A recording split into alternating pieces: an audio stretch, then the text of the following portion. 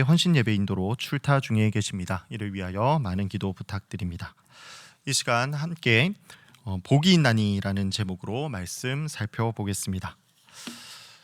오늘 본문은 팔복이라는 주제로 한국 사람들이 참 좋아하는 본문 중에 하나입니다. 왜냐하면 이 텍스트 그 자체로 봤을 때 어떠한 조건을 이루면 그에 상응하는 복을 하나님께서 약속해 주시는 것처럼 보이기 때문입니다.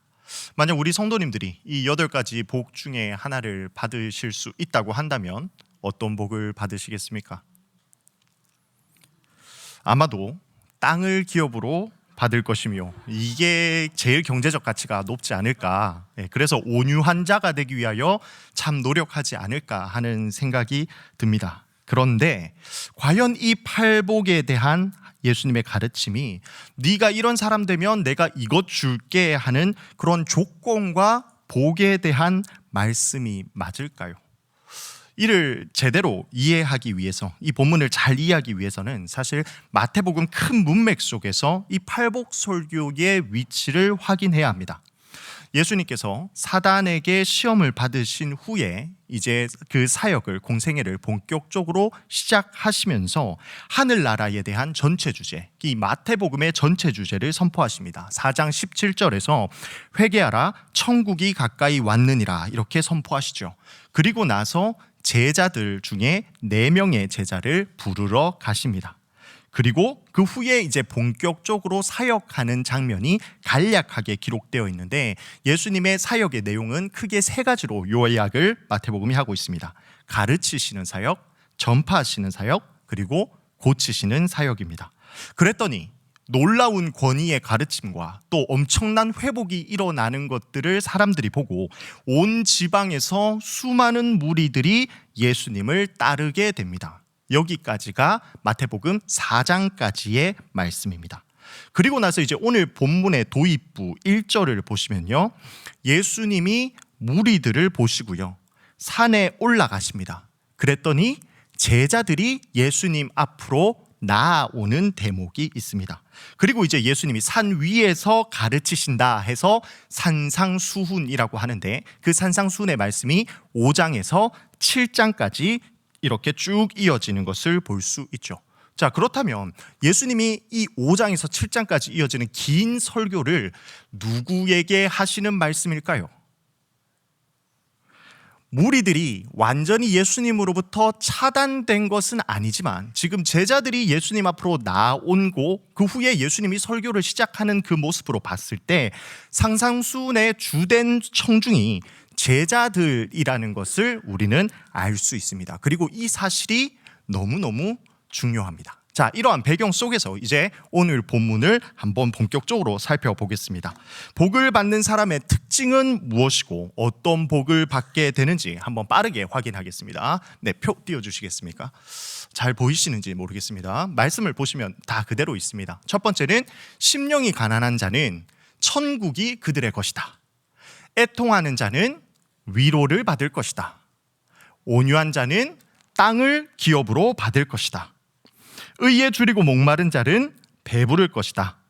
긍휼히 여기는 자는 긍휼히 여김을 받을 것이다. 마음이 청결한 자는 하나님을 볼 것이다. 화평하게 하는 자는 하나님의 아들이라 일컬음을 받을 것이다. 의를 위하여 박해를 받은 자는 천국이 그들의 것이다.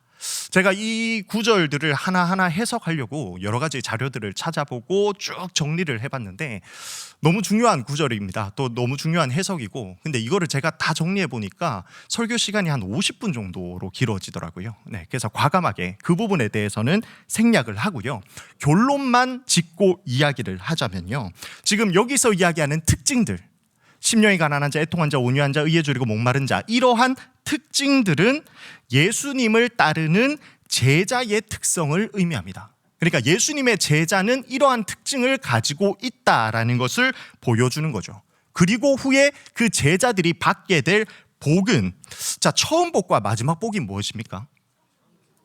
네, 처음도 천국이 그들의 것이고 마지막 복도 천국이 그들의 것입니다. 그러니까 지금 이 8가지의 복이 천국으로 시작해서 천국으로 끝나는 것을 볼 수 있습니다. 이게 유대인들 그리고 옛날 이 고대에 쓰이는 방식 중에 샌드위치 구조라고 해서 시작과 끝을 보여주면 그 안에 포함되는 것들이 다 이 내용 속에 감싸져 있는 같은 의미라는 것을 보여주는 기법이라고 볼 수 있습니다. 그러니까 지금 8가지의 복이 다르게 표현하고 있지만 위로, 땅, 배부름, 긍휼, 하나님을 보는 것, 하나님의 아들이라 일컬음을 받는 것, 이 모든 것이 다 천국, 하나님 나라가 완성될 때 누리게 되는 그 복들을 다양한 방식으로 표현하고 있다는 것을 알 수 있습니다. 제가 그에 대해서 조금 설명을 드리면요, 위로를 받는 것, 그러니까 애통하는 자들이 지금 현실 속에서는 울고 있지만 하나님 나라가 완성되면 그 속에서 참된 위로를 받게 되고요,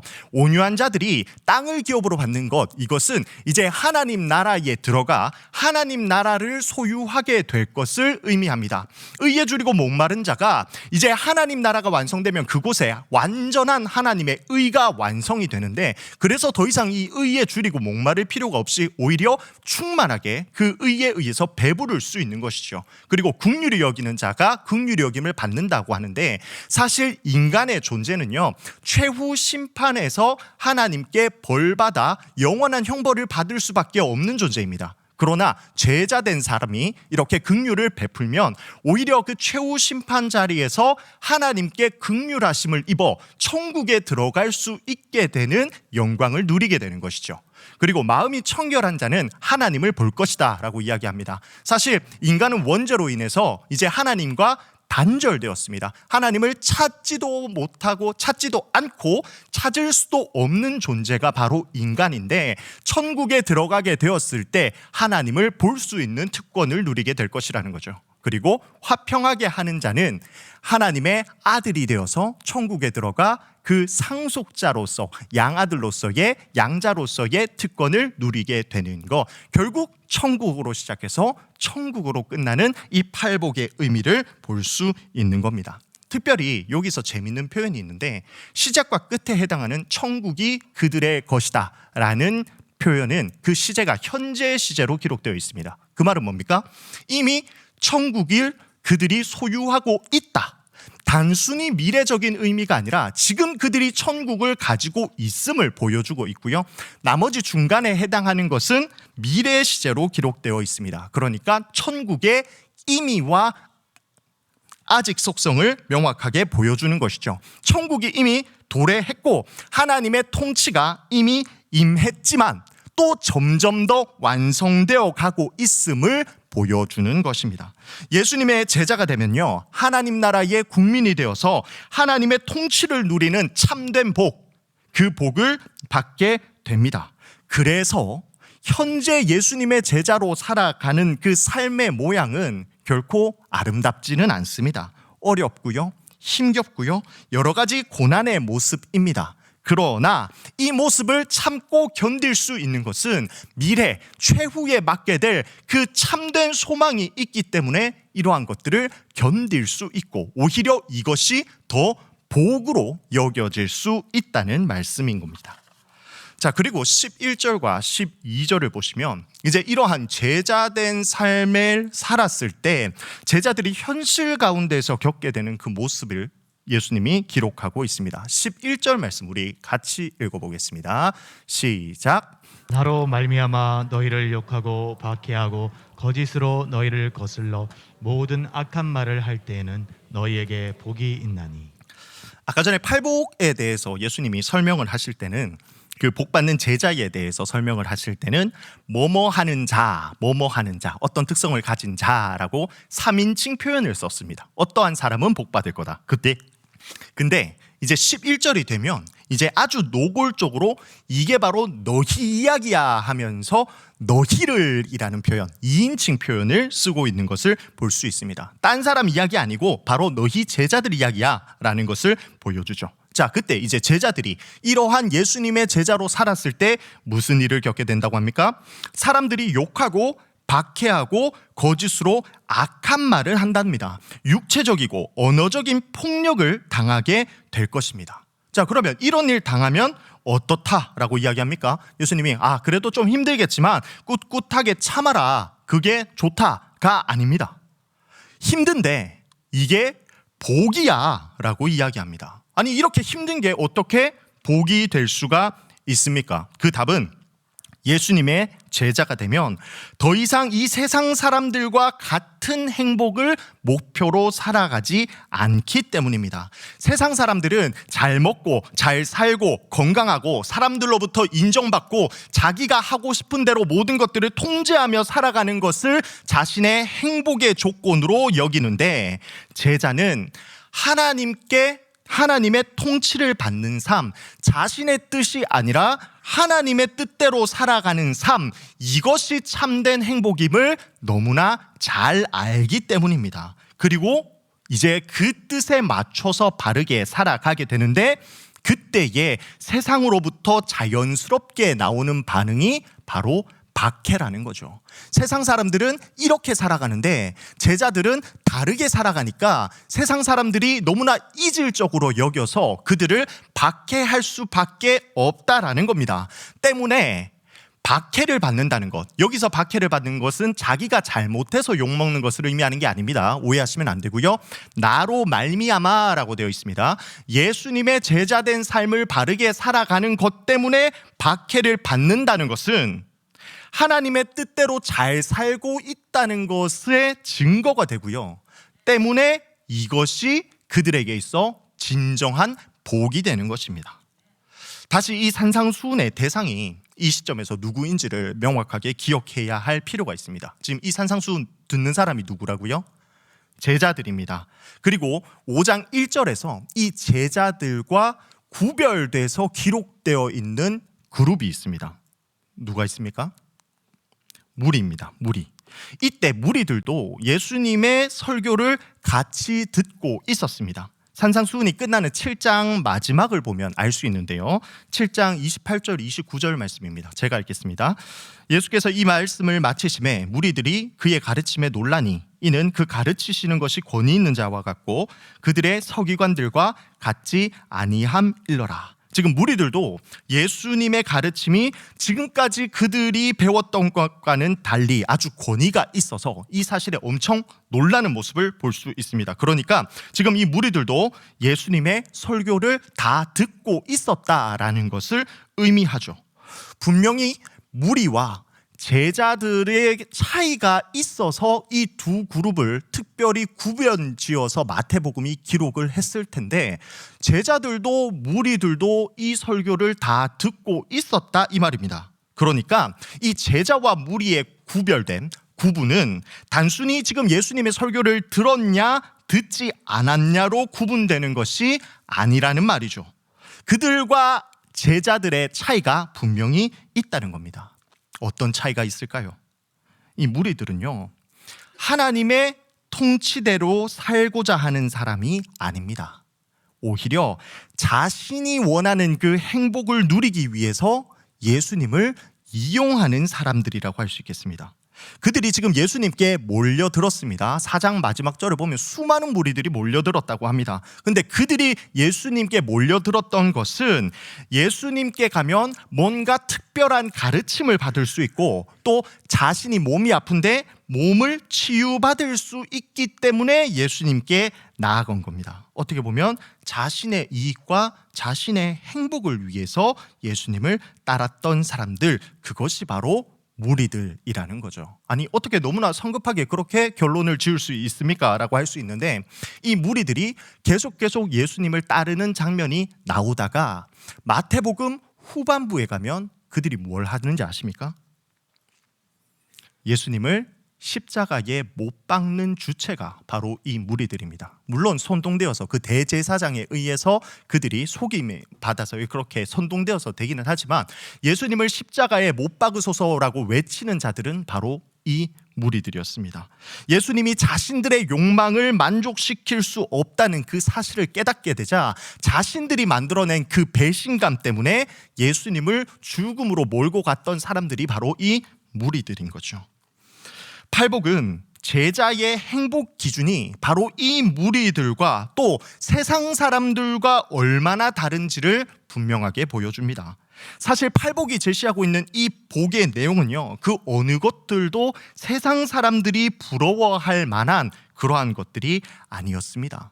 제자는 가난하고 온유하고 의에 줄이고 목마르고 마음이 청결합니다. 세상 기준으로 봤을 때는 크게 대단한 복이랄 게 아니죠. 그냥 보잘것없는 그러한 상태입니다. 제자는 자비롭고 평화를 이룬다고 합니다. 그러니까 자기가 뭔가 손해를 보고 있는 거죠. 자비를 베풀어야 하니까 자기의 권리를 포기한 거고요.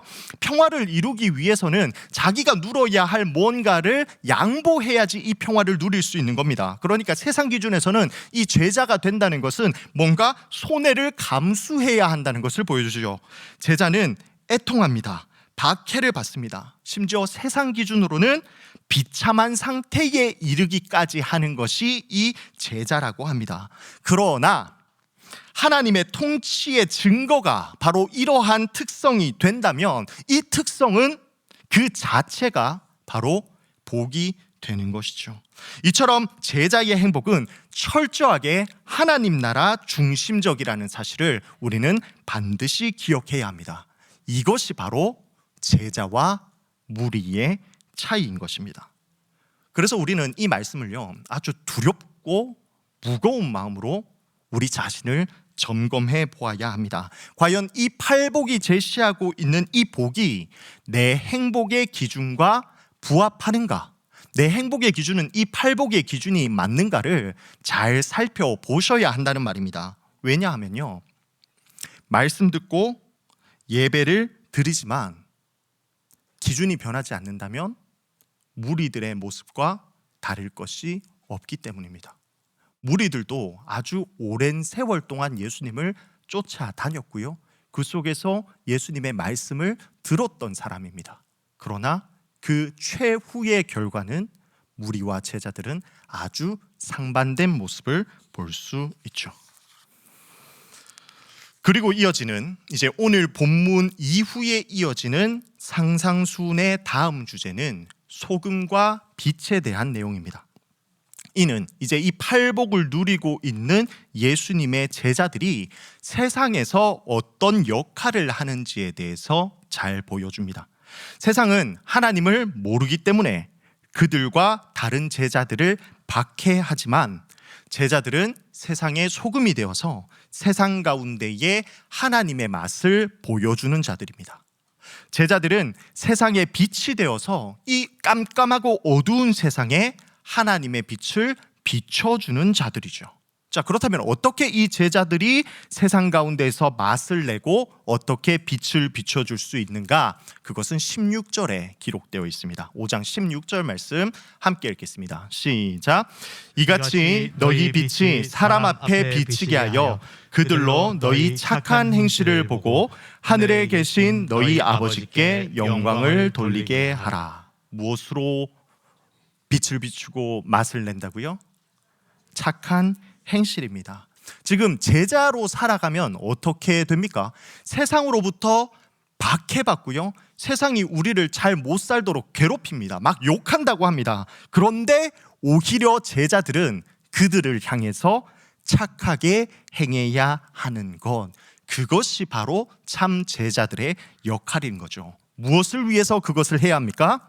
하늘에 계신 우리 아버지께 영광을 돌리게 하기 위해서, 하나님께 영광을 돌리도록 우리가 그렇게 착한 행실로서 세상 가운데 다름과 감동을 주어야 한다는 겁니다.